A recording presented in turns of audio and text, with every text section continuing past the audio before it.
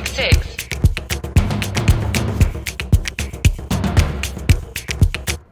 This is the 966, the podcast that covers all things Saudi from the two guys who produce the most widely read newsletter on the kingdom. Episode 24, Mabruk, Richard.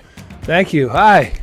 Thanks to all of you for joining us today on the 966 virtual Majlis. We're going to cover some interesting territory today, the PIF's new hotel company, a boom in natural gas production in Saudi Arabia, and much more.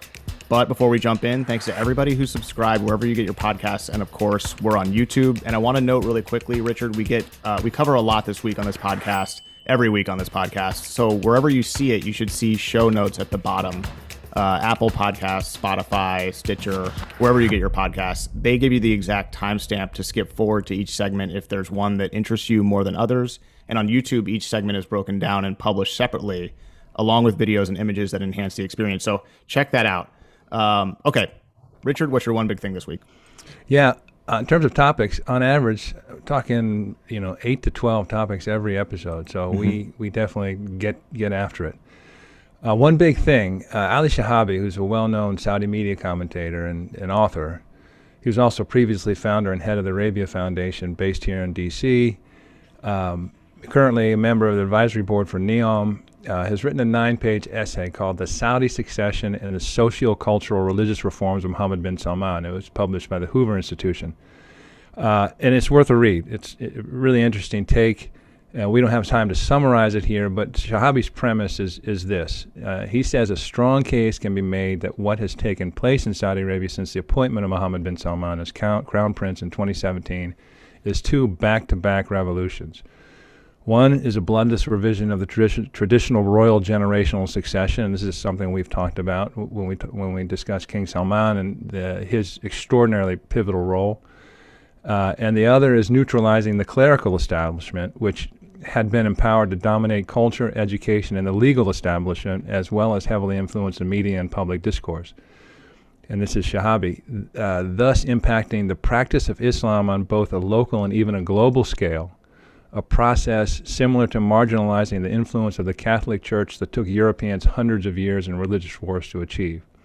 So in the piece, and like I said, it's 9 pages long, Shihabi elaborates on both these points, and he also addresses criticism of the government, of the coercion that the government brought to bear to achieve both these goals. In Shihabi, is seen as an interesting position, well-connected, but he has attempted to sort of be an informed explainer, quote-unquote, to the West about Saudi Arabia, something we are very familiar with here at the 966. But wanted to bring this to viewers' and listeners' attention. It's an informative, interesting read and well-recommended, in my opinion. It was really good. Shihabi was with the Arabia Foundation here, and they've since shuttered their doors, but he still writes and is very influential on Twitter and social media platforms. The piece is awesome. I'm glad you made that your one big thing this week. Just it's worth a read. Yeah, I'm sorry. Please. No, please. David Rundell, who's going to be our special guest in February, and looking forward to talking with David, has written a book, Vision of Mirage, Saudi Arabia at the Crossroads, which is easily the best primer on Saudi Arabia that one can read. It really gives you an understanding of the foundations of the country, the current changes, and it's really I couldn't recommend it more. And I look forward to talking with David. But in that book, he talks about balancing stakeholders in Saudi Arabia, and he names 5 of them. He names the tribes, the clergy, the merchants, the technocrats, and the royal family. And not to be too specific, but if you're listening to Shihabi is saying that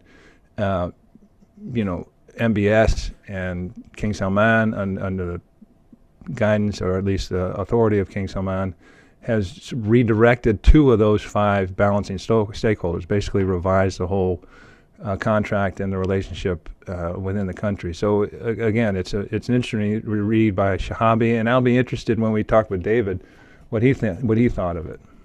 My one big thing this week, Richard, is Saudi palaces being converted into ultra-lux hotels. The Saudi Public Investment Fund, PIF, has created a new company called the Boutique Group. The Boutique Group will convert iconic, historic, and cultural palaces into luxurious boutique hotels in Saudi Arabia and then manage them. So The boutique group is going to start this first phase with 3 palaces, 2 of which, the Tuwaiq Palace and the Red Palace, they're both in Riyadh, and the third is the Alhambra Palace in Jeddah. This interests me for several reasons. It's been done around the world with former mansions of the ultra-rich, and certainly has happened in the estates of landed gentry in the UK and in the United States. Former plantations, Gilded Ages estates across the country have been converted into hotels. But this just feels like an opportunity being seized by the PIF to offer a hospitality experience that is unlike anything else in the world. I mean, more and more people are looking not just for places to stay, but places to stay and unique experiences. And we've seen that more and more with the rise of Airbnb and others. This has really become the norm. And these buildings have historic cachet as well. The Red Palace, for example, is considered the first reinforced concrete building constructed in Riyadh City in 1944. So when you travel to Saudi Arabia, when you travel to Riyadh and Jeddah and wherever else they're putting up these hotels that used to be palaces, you're going to be able to say that you did something completely unique to Saudi Arabia. And that is, I stayed in a former palace and it was a luxury hotel and it was completely awesome and totally different than, you know, your random average Holiday Inn or Marriott or whatever. I mean, this is a complete unique experience, and that's what they're going for. I think the PIF with this with the boutique group, just really interesting move from them. So it'll be interesting to see what happens with the current palaces to be hotels that they're going to convert, and then also what other palaces they may be eyeing right now. Just really interesting story. It is, and I think it's kind of curiously egalitarian, you know. Yeah. It's not quite Monticello and Mount Vernon, but I mean, as you say, these places do have historical value.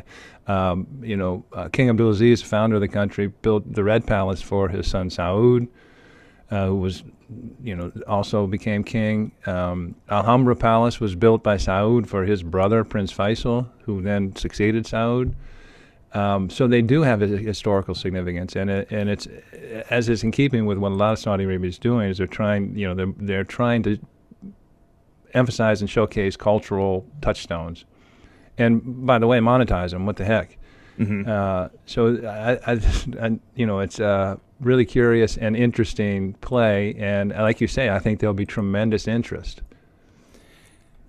Yeah, and I mean, this is something that has been done in Saudi Arabia before. The Ritz-Carlton Riyadh, just outside of Riyadh, was a former palace that had been converted, and it is now a Ritz-Carlton. It is obviously where the famous crackdown on corruption took place. And Richard, you and I have both visited it. It's spectacular and completely unique.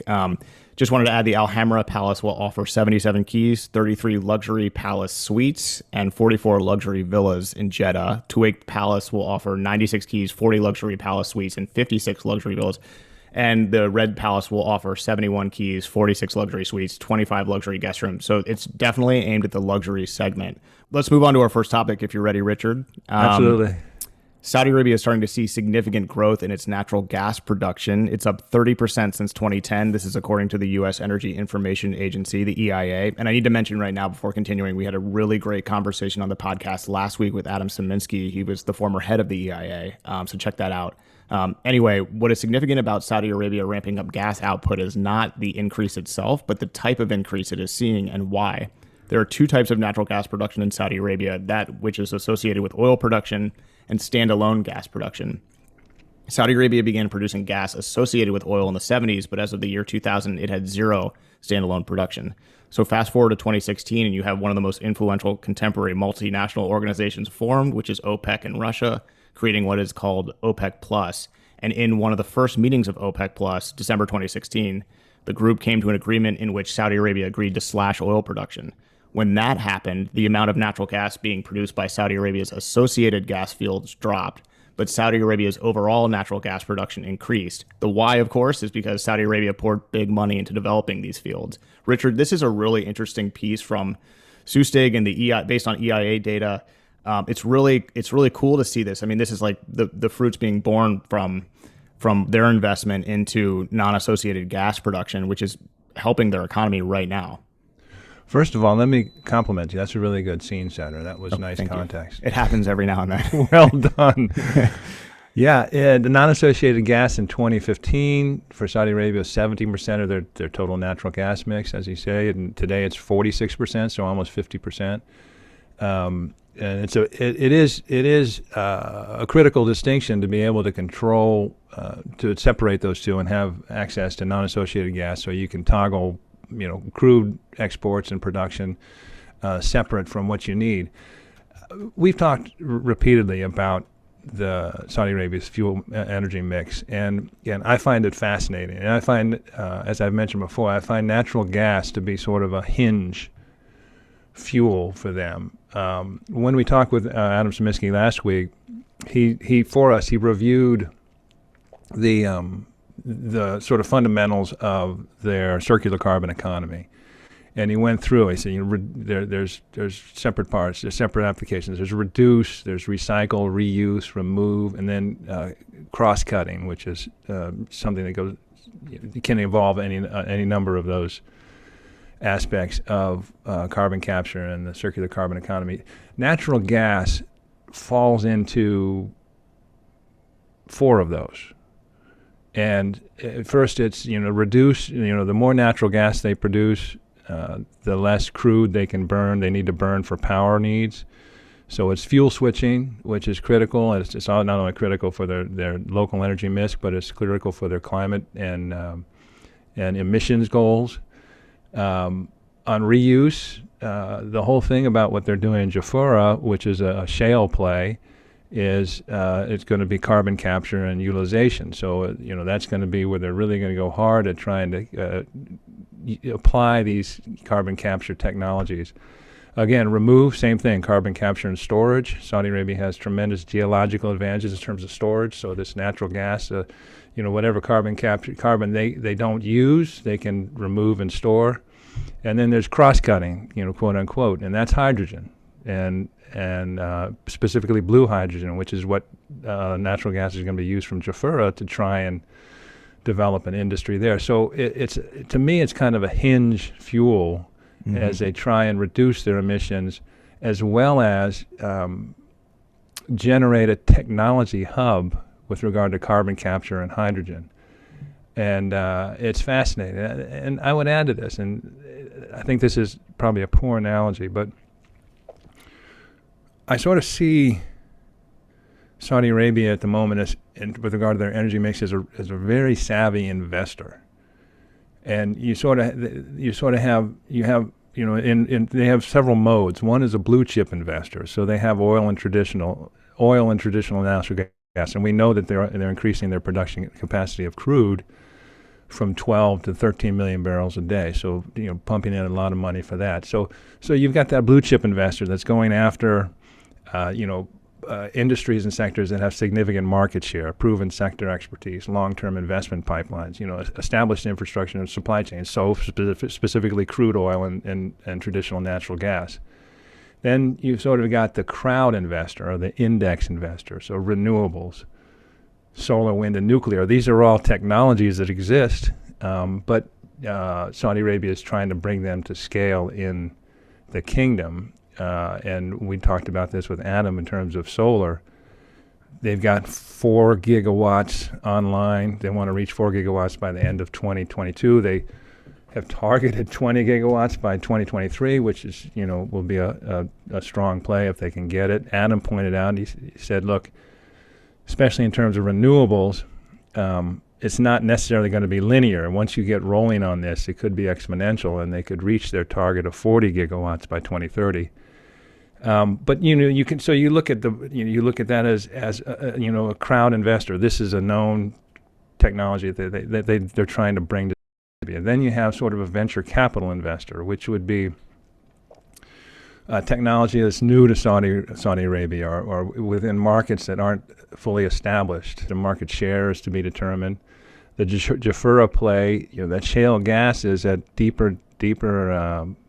at greater depths than what's 3,000 feet in Permian and U.S. shale. It's talking 6,000 to 9,000 feet. They'll be using seawater. So it's a known technology, but it's being applied in Saudi Arabia. So that's sort of a little more risky than crowd investing or blue chip investing. And then you have what might be called a seed capitalist, which is not exact, but that would be the carbon capture technology on a large scale, which has not been proved to be successfully scalable or economic yet.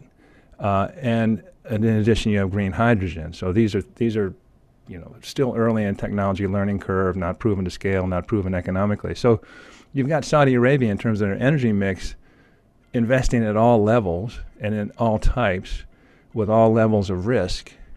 And I think it's a great play. I think it's an aggressive and smart play to sort of not only strengthen what you know, but go and try and build what might be coming down the line. Yeah, and we should note that the kingdom is the 7th largest global consumer of natural gas. And so for them to produce all the natural gas that they consume, they neither export nor import natural gas. They just are big consumers of natural gas, and they produce what they need. And that may change going forward as these new production streams come online, like you mentioned, Jafurah and others. And by the way, most of that's offshore, so it's more expensive. So once again, Saudi Arabia has made a decision to spend money, to make money, and to position themselves advantageously. And again, once again, that differentiates them from so many other fossil fuel producers and exporters. They put in the time and money to build their industry. And that Jafurah gas field, once it comes on, it starts, I think, in 2027, full, actually maybe a little earlier than that, but, I think it was 2025, but yeah, a few years. Yeah, hoping to get 2 trillion cubic feet a day, adding by 2030, that'll put the kingdom 3rd in the world in natural gas production. But let me add one more thing they're doing all these. They started on the natural gas production, trying to expand it and the non-associated back in 2000 when they had 0 non-associated. Now it's almost 50% of the mix.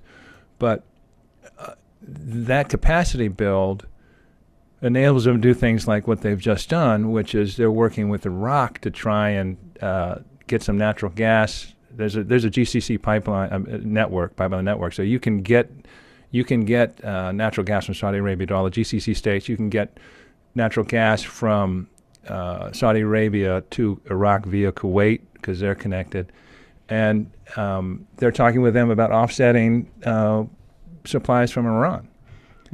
So this is a political plus for Saudi. You'd be looking at from Saudi Arabia and probably from Iraq too. That it eliminates a dependence there, and also the natural gas supplies that create electricity for Iraq from Iran are intermittent and not always reliable. So anyway, it creates a number of goods, positives, in addition to just expanding output capability. With that, are you ready? We can move on to Yallah, and this will be one of our most efficient episodes of all time. I'm loving it. All right. Thailand and Saudi Arabia agreed to restore full diplomatic relations for the first time in more than 3 decades following the Thai Prime Minister's recent visit to Riyadh this week. His visit was the first by a Thai leader since ties were severed due to a jewelry heist in 1989 and subsequent murder of 3 Saudi diplomats in what is known as the Blue Diamond Affair. That is an amazing story, a very sad story, but a really incredible story that seems like it was written, for TV. For TV, yeah. So if you are not familiar with that, check it out. But this is good. This is good that that's a long time for relations to be soured between 2 countries over that. So this is good, I think. Well, yeah, and it's been an unfortunate thing, and I know Thailand is quite excited about it. I mean, not only because of they've missed out on 30 plus years of remittances from Thais working in Saudi Arabia, and of course all the trade that has been lost over that year. I know they're excited about picking up rice exports to Saudi Arabia, and it is good. But that was a sordid and protracted affair. You had 3 diplomats killed in Thailand on the same night, separate assassinations. You had a Saudi businessman who was tracking this and trying to figure it out disappeared 1 month later. Nobody's ever figured that out. You had the jewels supposedly returned, but they turned out to be fake. It was quite the story. Yeah, quite sorted. Topic number 2, the Saudi General Authority for Statistics reported that non-oil exports in November 2021 totaled $6.9 billion, up from $5.5 billion in November 2020. That's an increase of 26.1%. Non-oil exports also increased 9% from October to November 2021. Well, this is it, isn't it? This is what they're after, Vision 2030. I sent this, this was in an Al Monitor article, among other things. I sent that to our friend Abdurrahman Al-Harbi, who's the governor of the General Authority for Foreign Trade in Saudi Arabia, is working extremely hard to do exactly this. Yep. And so kudos to him, kudos to Saudi Arabia in trying to build this non-oil export sector. It seems to be proving to be a little bit more difficult than it, was maybe seemed on the face of it when they were really starting to announce this in 2016 with Vision 2030. It seems like it's really starting to get some traction, which is great to see. Completely agree. Yeah, these things take time, don't they? Yeah, they sure do. But it's happening. Yeah, it is. Number 3, the Modern Times Group has officially sold its esports tournament organizer, ESL, to Savvy Gaming Group, which is owned by Saudi Arabia's Public Investment Fund, PIF, PIF. The company has also picked up Face It, which means that 2 of the biggest tournament organizers in esports will be changing hands and merging for a reported $1.5 billion.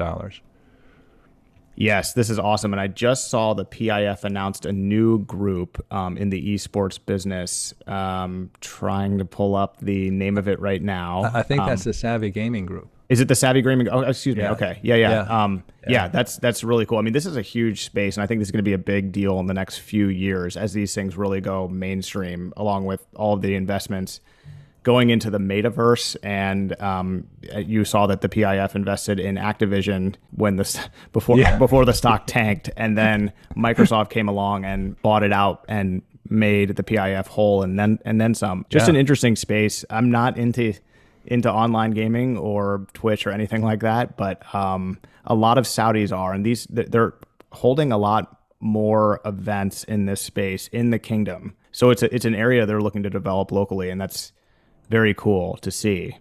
I guess Saudi Arabia is currently home to 23.5 million gaming enthusiasts, which is about 60% of the population, according to a Boston Consulting Group report.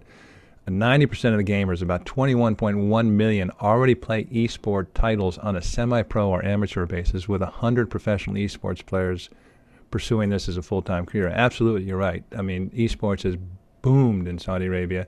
And this move by the Savvy Gaming Group, PIF, to sort of roll up these 2 gaming businesses, so much of how we see Saudi Arabia and what they're trying to do in terms of sports and culture and that sort of thing, I just find we end up with a complete failure of imagination, because they just went out and did this. And they see an esports universe and ecosystem in Saudi Arabia. It's popular. So they go out and they'll get platforms that help promote it, and they see esports as participation things and outlets. So again, like so many of their significant external investments, it has a tie back into Saudi society and what the youth find interesting. Number 4, Elm, a digital security firm owned by Saudi Arabia's sovereign wealth fund, is seeking to raise as much as $820 million from an IPO. Digital security is another industry in Saudi Arabia. We're actually just getting blue in the face here talking about all of these new industries developing, but digital security is huge, and this could be a big deal for the PIF. Agreed. And PIF, doing its thing again. They have this company. It's been around for some time, since '88, and they're gonna, put it out there in IPO so other people can invest. I think it's about $30. Like you say, you're going to raise about $820 million, 30% of the company.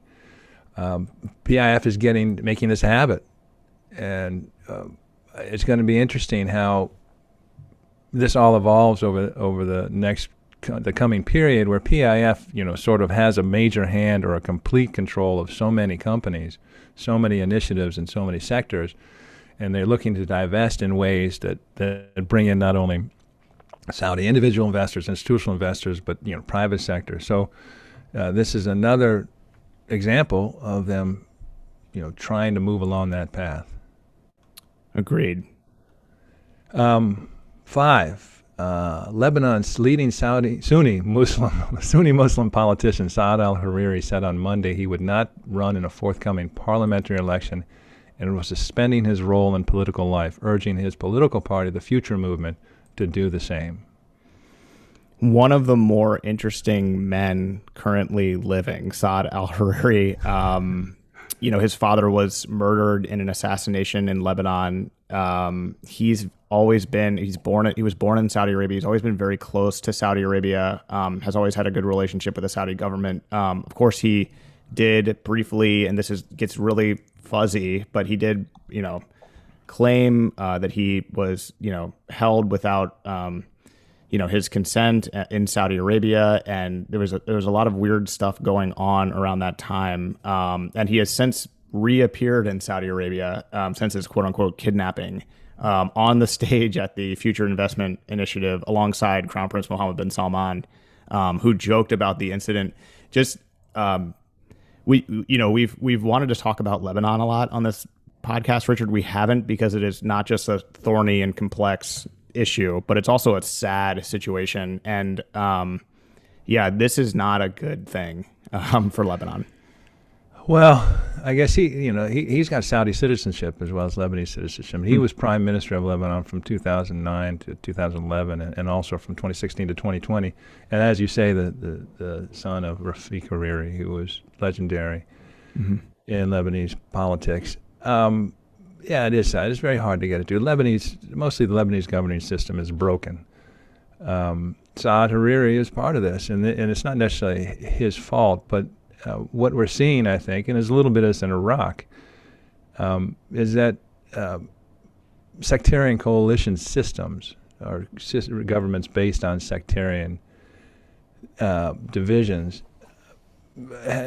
frequently, and in Lebanon as the case, has resulted in graft and corruption and dysfunction, and basically a pursuit of gain for each sectarian community at the expense of the nation. So you end up with public bankruptcy, crumbling social services, violence. So Saad Hariri was part of this system, and it's hard to you can't really place blame, but the system itself is seen by many Lebanese, and the system in Iraq is seen by many Iraqis as untenable and not serving as the national interest. And you see Muqtada al-Sadr in Iraq trying to reach beyond some of these sectarian divides, yet the framework and the governing, how it's constructed, makes it very difficult to do so. But certainly in Lebanon, the political framework has been a disaster. And you can see the motivation for the framework. Lebanon had a devastating civil war, a 15-year civil war from 1975 to 1990. So trying to broker that peace required some recognition of the sectarian divides. But what happens is that accord sort of guaranteed power sharing through religious institutions. So you have 11 officially recognized sects in Lebanon, and each of these get a piece of something. And inevitably, whoever is in charge of that sect, or their job is to get their piece, to make sure they get, they provide for their group, and the national interest goes begging, and we see that in Lebanon, and it's been a disaster. And then you introduce Hezbollah, which is easily the most organized, easily most powerful, easily the best armed, and everything gets distorted. In fact, we return to Saad Hariri,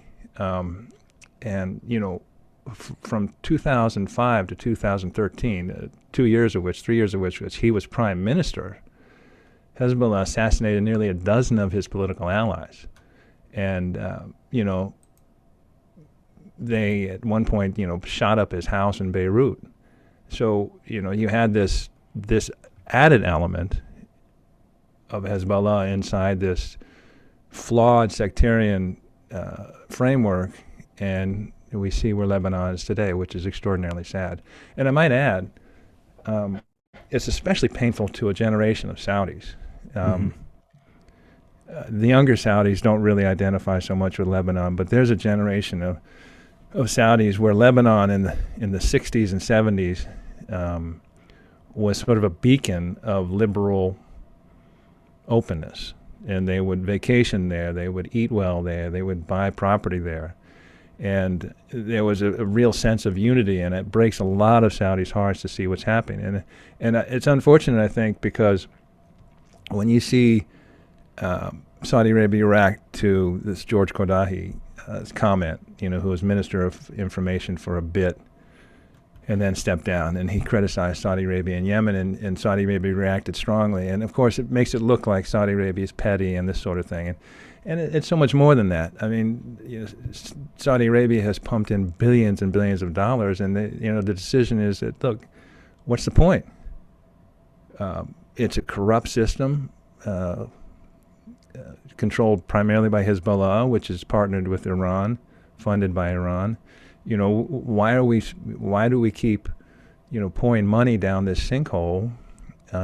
Is there a better way? So, the Qadahi statement was sort of the tip of the iceberg. There's real problems all the way through, and I know Saudi Arabia doesn't want to see Lebanon fail, but it's hard to get a foothold to help it when the system is so broken and so monopolized by one specific, very anti-Saudi party, Hezbollah. Mm-hmm. Number 6, we're going to finish on a much more positive note. The Saudi cabinet just met for the first time in person since the COVID era began, and it was chaired himself by King Salman. This is cool. This was the sort of the situation, and you and I see it, Richard. We're up to our eyebrows every day in Saudi news, and this is the type of stuff where conclusions are easily drawn by media outlets. I mean, outlets like Business Insider would say, okay, the Saudi king has been in Neom or is not in Riyadh, and due to the pandemic, he's been away, and so that is the type of thing that media outlets can then use to draw conclusions about what's going on. I mean, is King Salman okay? He's been chairing these cabinet sessions virtually, so this is a big deal because it's like, it was really just the COVID era. They were doing these things digitally, and now they're back. And King Salman himself was there. So was Crown Prince Mohammed bin Salman. We'll show the photos now for those of who are watching on YouTube, and they were on the Saudi press agency. But it's good. It's just good to see this. I think we all want to get back together again soon here. We want the COVID era to be over. So there was something kind of heartening in this. I agree. That is a nice story. Nice to see King Salman there, and it's also a reminder of how serious Saudi Arabia is taking this. Because this week also, 3.5 million students returned to school in over 13,000. This is on Sunday. 13,000 primary schools and 4,800 kindergartens. First time back in 2 years in class learning, because Saudi Arabia was had been very strict and about its COVID response, and so you see that obviously the cabinet not meeting for 2 years, trying to protect people. I might also add, I thought it was interesting, and again, this is part of the Saudi effort. Part of the immunization effort was they introduced this Tawakalna application for anyone.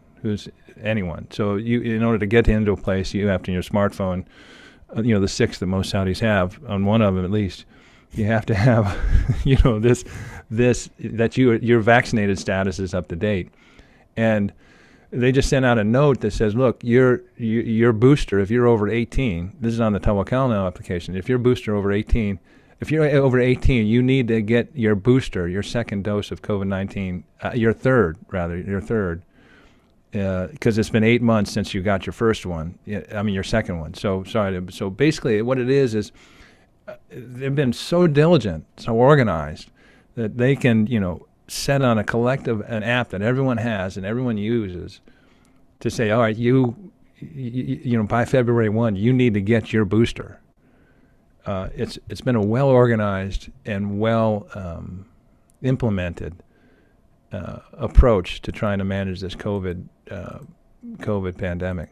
That's a really good point. I mean, we've talked before about how they're sort of the envy of the world when it comes to managing COVID. And part of it is because of what they've done. And also part of it is because of what they're capable of doing as, the type of government they have. But that is very interesting because that's like, it's not just a verification for you to say, okay, I can go into the restaurant because I've been vaccinated and boosted. It's a little bit of hand-holding for people that are not as attuned to it and, have both shots and think that's it because they don't pay that close of attention. Getting a notification saying, oh, you need to get your booster now. I mean, I'm jealous of that situation. It would be great to be where they are. And so... Well, sorry to interrupt you, but please. And it's absolutely a decision to be out of school, to hold your kids at, do online virtual learning for 2 years, 20 for 2 years. And a lot of parents were very upset about this. It rearranged a lot of lives, and people, and one of the impacts was women, quitting their jobs in order to, help kids at home.